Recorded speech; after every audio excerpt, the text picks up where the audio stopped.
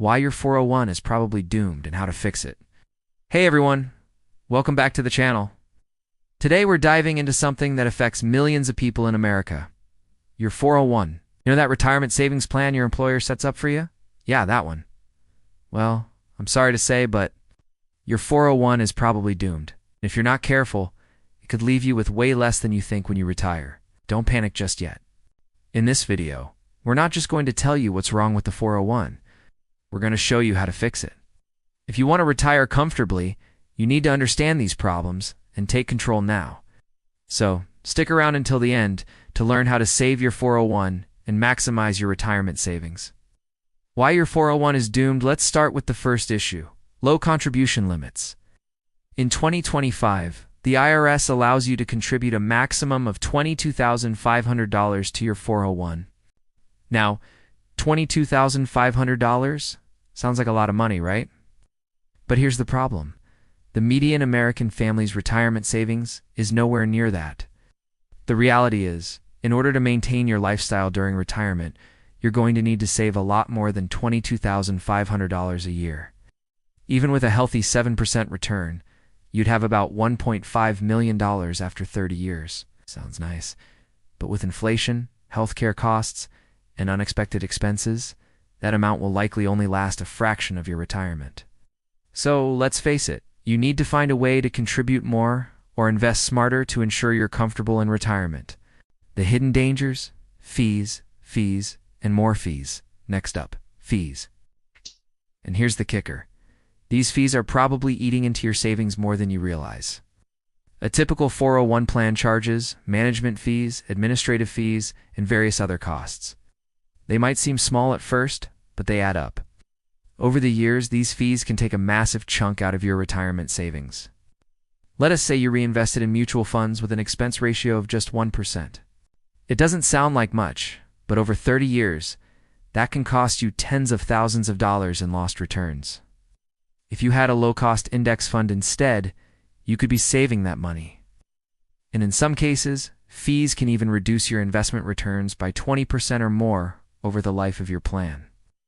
That's money that could have been working harder for you, and instead, it's going into someone else's pocket. Limited investment choices. Another problem with 401s is the lack of proper investment options. You're probably stuck with a small selection of mutual funds, many of which have high fees and poor performance. 401 providers often offer a set list of funds to choose from. And if you're not careful, your options could be limited to funds that are actively managed and underperforming the market. The average mutual fund only delivers returns of around 3% to 5% per year after fees. Meanwhile, the S&P 500 has delivered an average of 7% to 10% per year over the long term.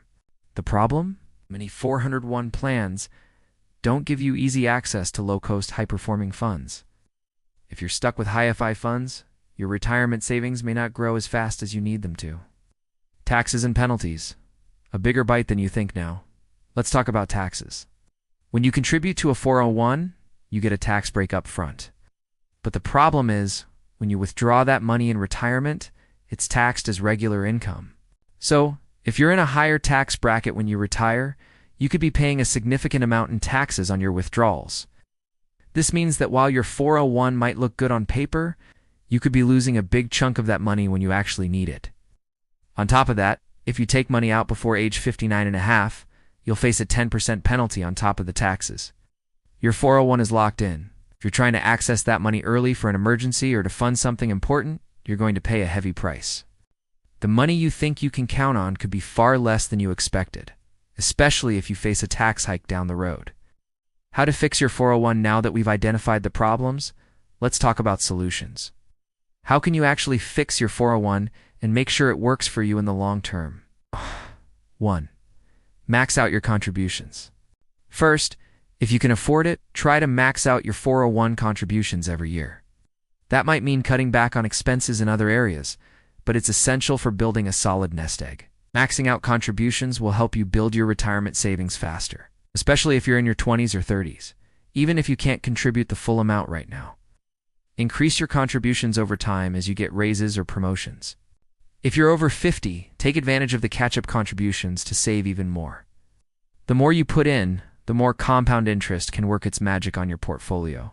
For example, even contributing just $100 more per month could result in tens of thousands of additional dollars by the time you retire. 2. Invest in low-cost index funds. Next, look for low-cost index funds within your 401. These funds track the market and have much lower fees compared to actively managed mutual funds. Over time, that will save you a ton in fees and increase your returns. While actively managed funds try to beat the market, they often fall short because of their high fees.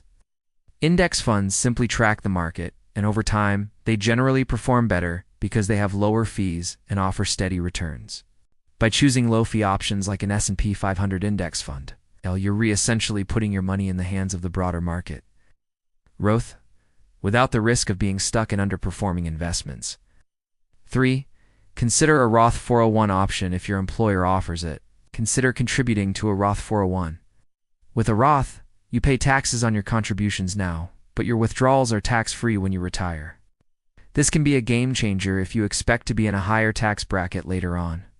Roth 401s are an excellent choice for younger people or anyone who expects their tax rate to rise in the future. You'll pay taxes on the contributions now, but you'll have the benefit of tax-free withdrawals in retirement, which could save you a lot of money in the long run. This is especially important considering how unpredictable future tax policies could be. 4. Diversify your investments outside of your 401. And here's the thing. You shouldn't rely solely on your 401. Diversify your investments. Start investing in a brokerage account, real estate, or even tax-advantaged accounts like IRAs. The more you diversify, the less risk you'll have. If your 401 isn't performing well, you don't want all your retirement savings tied up in it? Take control of your financial future by exploring other investment vehicles. Real estate, for example, can offer cash flow and appreciation that your 401 might not. Having multiple streams of income will give you flexibility in retirement, and it will help buffer against the ups and downs of the stock market. 5.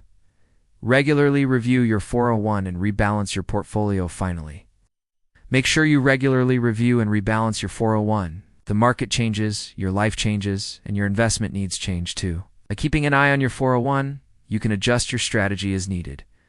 Rebalancing your portfolio every year or so will ensure that you are not overexposed to any one asset class. It also helps to keep your investments aligned with your long-term retirement goals. As you approach retirement age, you'll likely want to shift your asset allocation to lower-risk investments like bonds. Regular checkups on your 401 will help you stay on track with your retirement goals. So, there you have it. The truth about your 401 and how to fix it. It's not too late to start making smart moves to protect your financial future. Max out your contributions, invest wisely, and diversify your portfolio.